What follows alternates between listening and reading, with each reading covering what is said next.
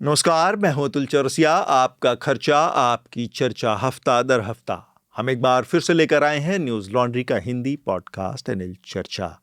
चर्चा में आज हमारे साथ मेहमानों का एक खास पैनल है। उससे मैं आपका परिचय करवाऊंगा, लेकिन उससे पहले जो इस हफ्ते महत्वपूर्ण विषय हैं उनके बारे में भी थोड़ी सी जानकारी दे दूं आपको।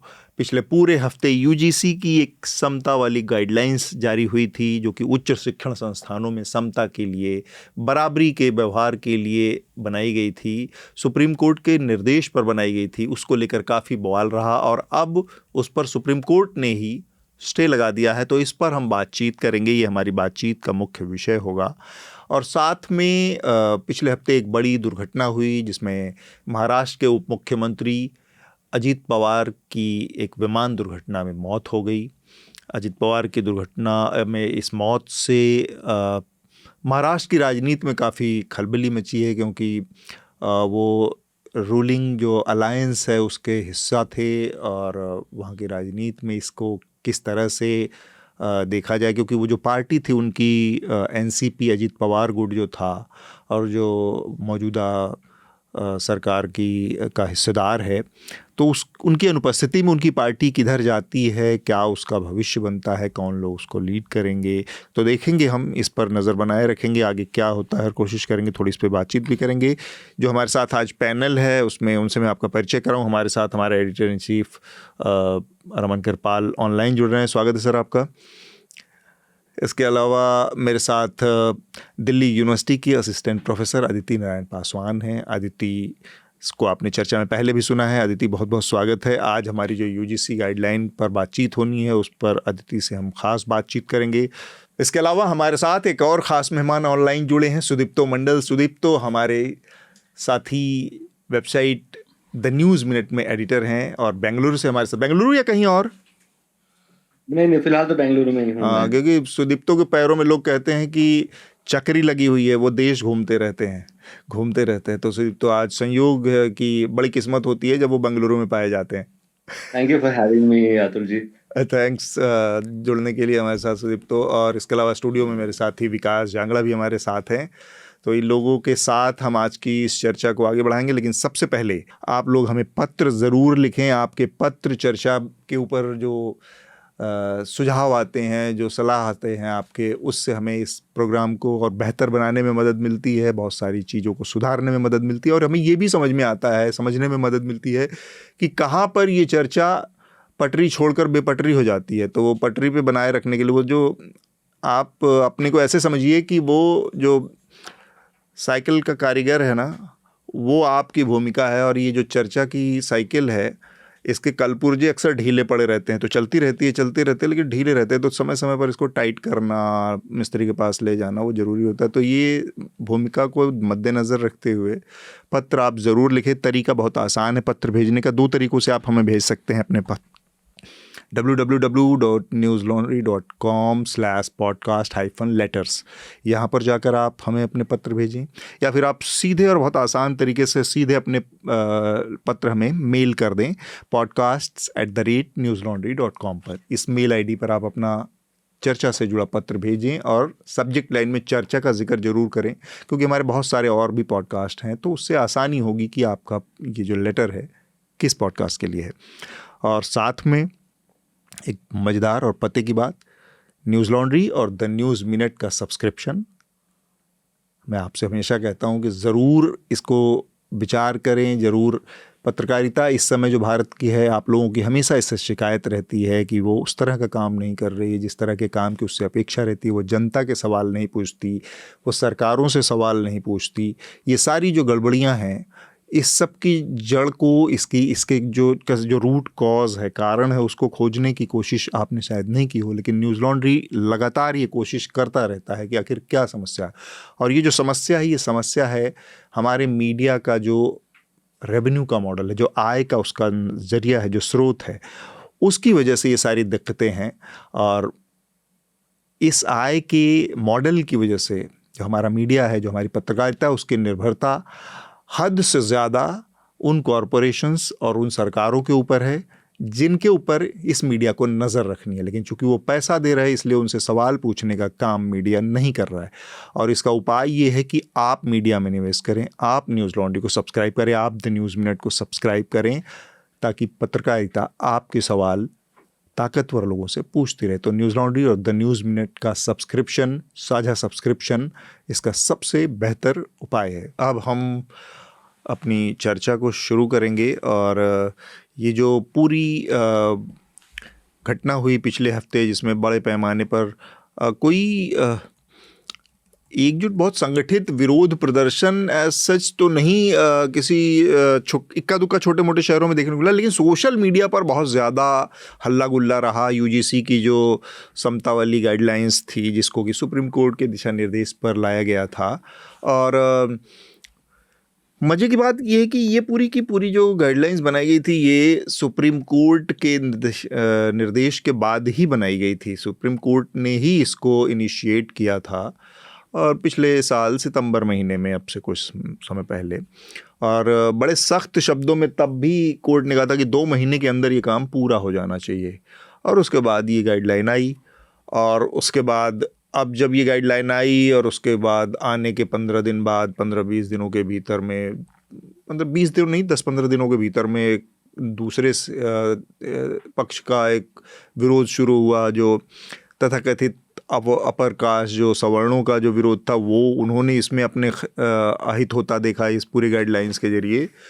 और फिर सुप्रीम कोर्ट ने दूसरी बार इन गाइडलाइन को लेकर एक अलग वो राय दी अपनी, और बड़े सख्त शब्दों में कहा कि यह तो बंटवारे को बढ़ाने वाली चीज़ है, और ऐसा है इन गाइडलाइंस में। और वेगनेस, सुप्रीम कोर्ट का जो महत्वपूर्ण एम्फेसिस था कि इसमें बहुत सारी चीज़ें वेग हैं और बहुत ओपन इंटरप्रिटेशन को स्पेस देती हैं, कि उसका खुला कोई भी अपने मनमाना उसकी व्याख्या कर सकता है और उसका बेजा इस्तेमाल कर सकता है। ये सुप्रीम कोर्ट का कुछ मोटा सा अपना एक ऑब्जर्वेशन था, और ये कहकर सुप्रीम कोर्ट ने इन गाइडलाइंस को रोक लगा दी, और ये सलाह दी है सरकार को कि बहुत जाने माने प्रतिष्ठित जूरिस्ट की कमेटी बनाई जाए और वो इसको पूरी तरह से एक बार रिव्यू करे। तो बहुत शुरुआत में इस पूरे विवाद में के मैं अदिति के पास आना चाह रहा हूँ। अदिति, आपने इंडियन एक्सप्रेस में एक लेख भी लिखा था, और ये पूरी जो घटना है जहाँ से शुरू हुई, थोड़ा सा हमको समझाएं कि ये इन रूल रेगुलेशन में है क्या, और इसमें वो क्या चीज़ें हैं जिनको लेकर, वो महत्वपूर्ण जिनको लेकर इतना सारा हो हल्ला हुआ। इसमें सबसे पहले यूजीसी का एक नोटिफिकेशन जो 2012 में था, जहाँ पे उन्होंने ऑलरेडी इसको डिफाइन किया हुआ था कि डिस्क्रिमिनेशन अगर होता है किसी बच्चे के साथ तो वो कहाँ जा सकता है। उसके तहत इक्वल अपॉर्चुनिटी सेल, EOC जिसको हम कहते हैं, वो हर यूनिवर्सिटी में कॉन्स्टिट्यूटेड है, जहाँ पे एक आपके इन्वेस्टिगेटिंग ऑफिसर होते हैं, एंटी डिस्क्रिमिनेटर ऑफिसर होते हैं, जो आप बच्चा जिसको लग रहा है that he has been discriminated against, वो जा सकता है।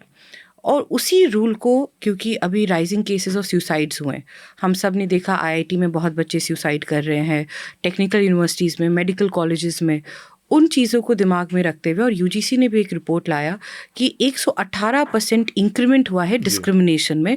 तो हमें इस लॉ को या इस रूल को थोड़ा स्ट्रिक्ट करने की ज़रूरत है। इन सब चीज़ों को रखते हुए उन्होंने अभी का ये रेगुलेशन लाया। इस रेगुलेशन में उन्होंने ये कहा कि किसी व्यक्ति के साथ अगर वो डिस्क्रिमिनेटेड फील कर रहा है, specially coming from historically marginalised community, जिसमें उन्होंने दलित, SC, ST, OBC महिला, इनके बारे में बात किया, वो जाके बात बता सकते हैं उनके साथ ऐसा हुआ है। एक कमिटी बनेगी, इक्विटी हेल्पलाइन बनेगा, जिस पे आप कॉल करके बात कर सकते हैं कि आपके साथ ऐसा हुआ। फिर एक स्ट्यूपुलेटेड टाइम में, क्योंकि बहुत बार क्या होता है ये केसेस खिंच जाती हैं, तो एक स्ट्यूपुलेटेड टाइम में आपको इसमें एक एक्शन लेना होगा। इस कमेटी के लिए इक्विटी कमेटी बनेगी, जिस कमेटी में कॉलेज के जो चेयरपर्सन हैं, प्रिंसिपल हैं, HOD हैं, सिविल सोसाइटीज़ के मेंबर्स हैं, वो सब का प्रेजेंस होगा। ऐसा नहीं कि उस प्रेजेंस में सिर्फ या तो दलित बैठेंगे या अपर कास्ट बैठेंगे, एक हॉलिस्टिक रिप्रेजेंटेशन होगा हर कैटेगरी का, फिर वो डिसीजन लेंगे। ये आपका, ये दोनों रूल्स थे। उसके बाद ये रूल, ये जो नहीं है, इसमें इन्होंने शब्द इक्विटी की इस्तेमाल की है। पहले इक्वालिटी की होती थी, अब इक्वालिटी और इक्विटी 2 स्टेज में अगर हम समझे। इक्वालिटी हो गई कि हम सब ने एक एक बराबर पायदान सबको दे दिया, आप वहाँ से करो, हम विल इंश्योर कि आपका अंत आप अच्छे जगह पहुँचो। इक्विटी ये है कि वो एक इक्वल पायदान हम कैसे बनाएं, और इक्वल पायदान अगर हम बना रहे हैं तो क्या डिग्निटी के साथ हम उस पायदान पे उन बच्चों को वो जगह दे रहे हैं वो जर्नी स्टार्ट करने की। तो ये इन दोनों शब्द का यहाँ पे है। और इक्विटी का मतलब ये है कि रिजर्वेशन के थ्रू आपको एडमिशन मिल गया, पर इक्विटी जो आपको डिग्निटी और सेल्फ रिस्पेक्ट और कल्चरल कैपिटल कॉन्फिडेंस देगी, उससे आप अपनी जर्नी में कहाँ तक जा सकते हो। तो ये इसको एड्रेस कर रहा है। ये किसी भी एक सेक्शन के ना खिलाफ है, ना किसी भी एक सेक्शन के प्रो है। ये एक इन जनरल एक होलिस्टिक डेवलपमेंट अगर किसी राष्ट्र की बात करें तो उसको ये एड्रेस कर रहा है। मैं इतना तो जरूर मानता हूँ कि जो पॉलिटिकल एस्टैब्लिशमेंट पूरा जो है इसके खिलाफ नहीं खड़ा हो सकता। हाँ, ये एक सामाजिक न्याय का विषय है। सामाजिक न्याय के विषय पे मेरे को नहीं लगता कि आज की तारीख में ऐसा कोई पार्टी होगा जो उसके खिलाफ खड़ा हो जाए। ठीक है, तो उस बात को देखते हुए थोड़ा सा मेरे को तसल्ली टाइप का, थोड़ा सा तसल्ली भी नहीं, मतलब थोड़ा सा सेटिस्फैक्शन टाइप का होता है। खैर, बट मोर इम्पोर्टेंटली ये यूजीसी के जो गाइडलाइंस हैं, देखिए मैंने कर्नाटका में आप शायद जानते होंगे रोहित वेमुला एक्ट को ड्राफ्ट करने का ऑलमोस्ट 1-1.5 साल से यहाँ पे जो कोशिश चल रहा है यहाँ पे, वो काफी एक एडवांस स्टेज पे पहुंच गया है। और फॉर्मल मीटिंग्स हो चुकी हैं इस कैंपेन की, और गवर्नमेंट के साथ इनके काफी फॉर्मल मीटिंग्स हो चुकी हैं, राउंड टेबल डिस्कशंस हो चुके हैं, और लग रहा है कि शायद हफ्ता 2-1 में शायद वो टेबल भी हो जाए असेंबली में। तो जो कि मैंने इन दोनों को कंपेयर किया, ये जो यूजीसी की गाइडलाइंस हैं और रोहित वेमुला एक्ट का जो मतलब फ्रेमवर्क है, इसमें मेरे को काफी फर्क नजर आया। और रोहित वेमुला एक्ट के कंपैरिजन में मुझको ये यूजीसी गाइडलाइंस एक तरह से फीकी पड़ती नजर आई मेरे को, क्योंकि ये सुप्रीम कोर्ट की क्या मोटिवेशन है इसको स्टे देने में, इसका अंदाजा शायद हम ब्रॉडली कोर्ट के जिस तरह से कुछ सालों से रंग ढंग है उससे हम अंदाजा लगा सकते हैं कि सुप्रीम कोर्ट शायद किस लिए ऐसा किया होगा। लेकिन एक बात से वो मैं उनसे मतलब सहमत हूँ जहाँ पे वो कहते हैं कि ये वेग है। जरूर यूजीसी गाइडलाइंस काफी वेग है, अभी फिलहाल जिन गाइडलाइंस को हमने देखा वो है वेग, क्योंकि सबसे बड़ी चीज वो जो करती है वो है कि डिस्क्रिमिनेशन का जो एक्सपीरियंस SC/ST बच्चों पे एक खास तरह से जो पड़ता है, उसको वो एक तरह से फ्लैटन आउट करके पूरे मतलब अलग अलग तबकों के लोगों को एक ही कैटेगरी में कोलैप्स करने की एक तरह से कोशिश कर रही है ये यूजीसी की गाइडलाइंस। क्योंकि समझें कि देखिए SC/ST और OBC फर्स्टली कोलैप्सेबल कैटेगरीज नहीं है, वो कोई एक दूसरे के टाइप सिमिलर भी नहीं है। ST का एक्सपीरियंस का social experience is completely different from SC, और OBC का SC और ST दोनों से बहुत ही डिफरेंट सोशल एक्सपीरियंस है। राइट। सुप्रीम कोर्ट ने स्टे दे दिया, और हेडलाइन थी कि सुप्रीम कोर्ट ने स्टे दे दिया, और क्योंकि लगता है कि ये सोसाइटी को डिवाइड करेगा, है ना। सो आई मीन अगर इसको उल्टा लिया जाए तो अभी सोसाइटी डिवाइडेड नहीं है। राइट। इन अ वे मतलब कि ये कहने की कोशिश कर रहे हैं कि अभी सोसाइटी डिवाइडेड नहीं है। NCRB के डाटा वाटा सब जो रखे हैं साइड करके हम बोल रहे हैं। हाँ, लॉज इंस्टीट्यूशनलाइज्ड होते हैं, इंस्टीट्यूशंस बनते हैं, लेकिन उसका कितना इम्प्लीमेंटेशन होता है, उसका कितना इम्पैक्ट होता है, इस बहुत ही स्लो पेस है उनको एक इक्वालिटी के लेवल पे लाने के लिए।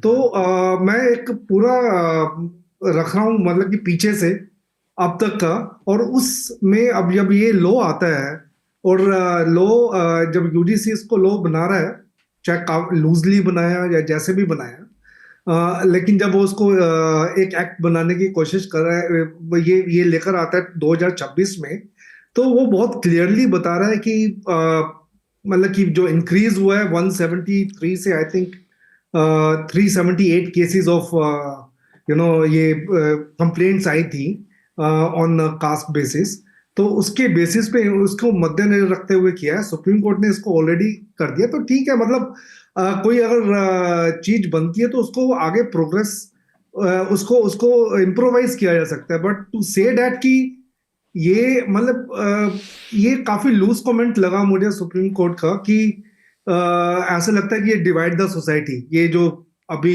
यूजीसी लेकर आया है। तो मेरा मानना यह है कि जो भी शुरुआत हुई है, ठीक है, शुरुआत हुई है, उसको और अच्छा करने के लिए इम्प्रोवाइज करने की कोशिश करनी चाहिए। बिल्कुल। Stay is not the it should not be, there should not be any stay. इसमें एक जो चीज़ मुझे ज़्यादा लगी कि जैसे कुछ लोग कह रहे थे कि सरकार ने इसमें बहुत तरीके से प्ले किया, पर मुझे लगता है कि इन गाइडलाइंस में जो एक फ़र्क दिखा 12 के मुकाबले, जैसे 12 की गाइडलाइन जो है वो आपको बाध्य नहीं कर रही थी, ना आपके खिलाफ कोई एक्शन ले रही थी। 26 की गाइडलाइन जो है वो आपको बाध्य कर रही है कि आपको अपनी रिपोर्ट सबमिट करनी है साल में 2 बार, आपको बताना है कि कितने केसेस आए, आपको बताना है कि उन केसेस का क्या हुआ, आपको ये भी बताना है उन केसेस में आपने क्या एक्शन लिया, और वो सारा पब्लिक डोमेन में जाएगा वेबसाइट पे।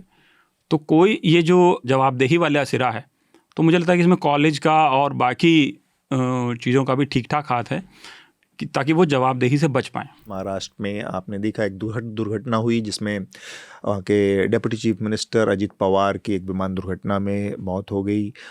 अजित पवार के देहांत के बाद एक बड़ा सवाल है कि ये पार्टी का क्या होगा। एनसीपी इन जनरल एक बातचीत लगातार, और आज इस पर कई सारी खबरें भी हैं कि ऐसा काफ़ी चर्चा में थी बातें कि शरद पवार और अजित पवार इन दोनों गुटों के बीच में मर्जर की भी बातचीत चल रही थी और बहुत जल्दी ये फैसला होने वाला था।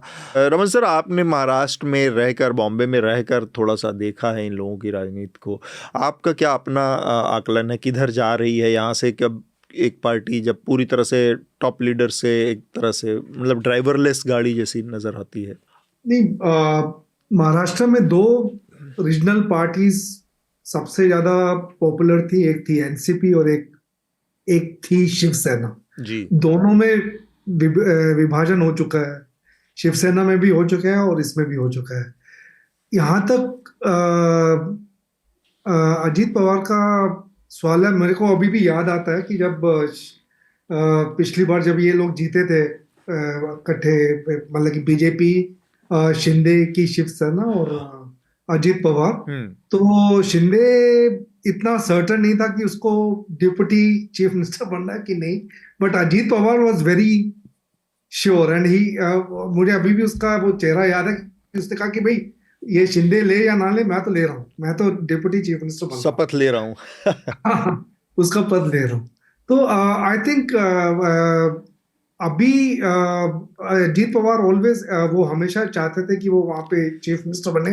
वो हमेशा स्टेट वो एमपी भी बने, लेकिन उसके बाद एमपी से अपना सीट छोड़ के शरद पवार वहां से फिर लड़के आए थे, तो वो उनकी हमेशा इच्छा थी एक स्टेट पॉलिटिक्स में सबसे ऊपर मुख्यमंत्री का, और उसी चक्कर में शायद मतलब कि पता नहीं क्या ऑपोजिशन था शरद पवार की तरफ से।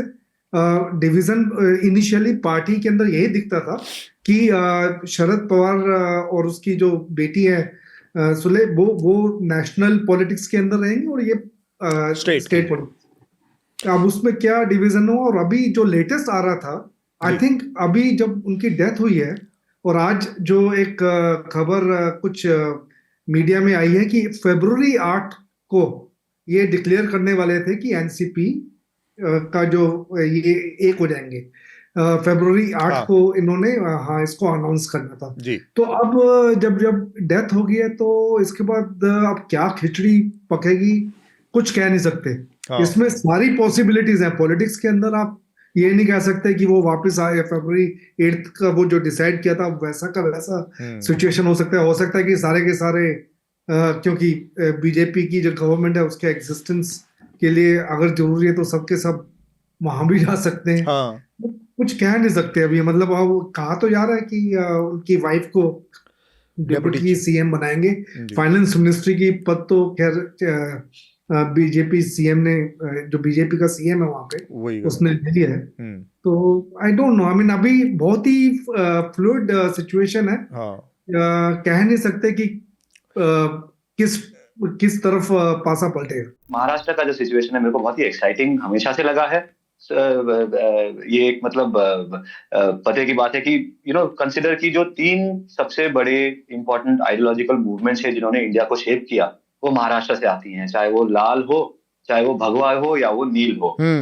Ambedkarite ideology, communist ideology and जो भगवा आइडियोलॉजी है, जो हिंदुत्व है, तीनों वहीं से आती हैं और तीनों के डेवलपमेंट में इतनी इंटरेस्टिंग चीजें हुई हैं। फॉर एग्जाम्पल, उसी हिंदुत्व में 2 पार्टीज हैं वहां पे, एक शिवसेना, एक बीजेपी। और शिवसेना, मैं जिस तरह से मैंने शिवसेना को रीड किया है, मैंने, आप बोल रहे थे कि मेरा थोड़ा बहुत तजुर्बा है महाराष्ट्र में, और मैंने वहां पे महाराष्ट्र में एंटी कास्ट को समझने की कोशिश की है, और एंटी कास्ट के एग्जिस्टेंस को मैंने तीनों फॉर्मेशंस में देखा, जो कि है कम्युनिस्ट फॉर्मेशन में देखा मैंने, संघियों के बीच में देखा मैंने, ऑफ कोर्स अम्बेडकर मूवमेंट तो है ही, एंड संघियों के बीच में जब सबसे इंपॉर्टेंट मैंने देखा ये प्रबोधनकर ठाकरे का जो हिंदुत्व है, प्रबोधन ठाकरे का जो हिंदुत्व है, जो बाला साहब ठाकरे के फादर है, प्रबोधनकर ठाकरे, वो एक नॉन ब्राह्मण हिंदुत्व की बात करते हैं। ये बहुत ही इंटरेस्टिंग चीज है, जिसको हम इन एक्शन काफी जगहों में देखते हैं इंडिया में, लेकिन उसका थियोरेटिकल फॉर्मुलेशन हुआ था महाराष्ट्र में, नॉन ब्राह्मण हिंदुत्व। शिवसेना एक नॉन ब्राह्मण हिंदुत्व का एक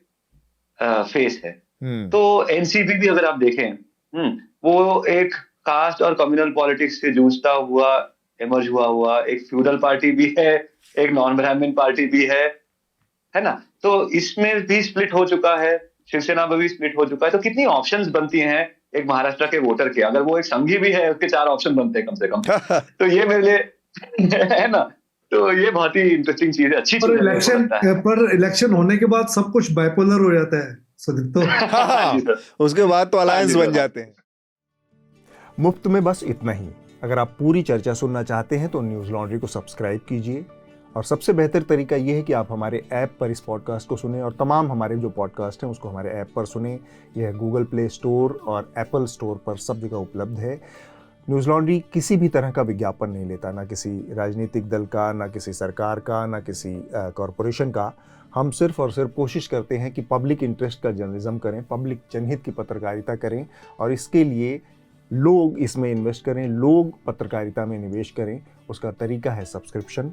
तो सब्सक्रिप्शन के हमारे टैग पर जाइए, वहाँ पर अपनी मनचाही रकम पे कीजिए और न्यूज़ लॉन्ड्री का सब्सक्रिप्शन लीजिए, और गर्व से कहिए, मेरे खर्च पर आज़ाद हैं खबरें।